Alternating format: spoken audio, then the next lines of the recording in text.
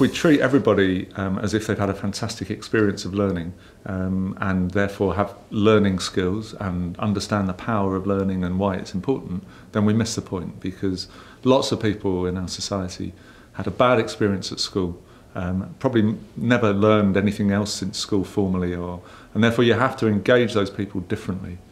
And you have to try and tap into what interests them, you have to tap into what motivates them, and try to give them a learning experience which, in a sense, proves to them that they can learn.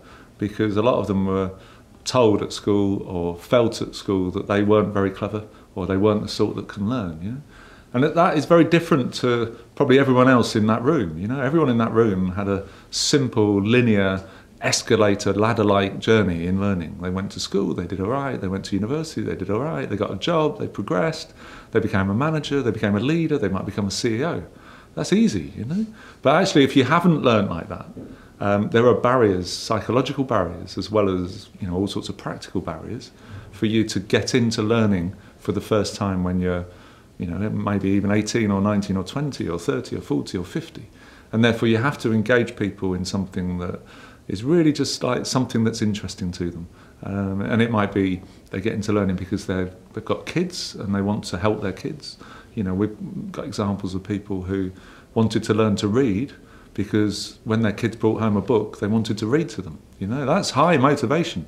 And you can engage them in that. Or, you know, were made redundant from one business where, you know, maybe they were doing manual labour, and you need to tell them they can learn.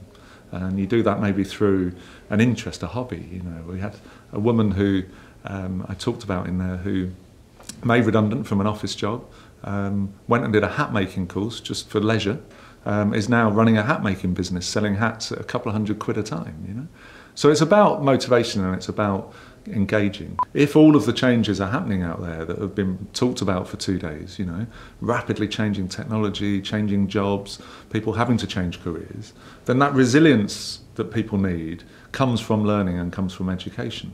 You know, because you need to be able to cope with change and deal with it and understand it. And lots of people, change happens to them. They lose their job and they don't know what to do. And, you know, my sense is that the informal learning is often where people get that resilience, that toughness, you know, self-confidence, self-esteem, you know, ability to think about what's happening and to try and find formal learning that might give them the job of the future in a career.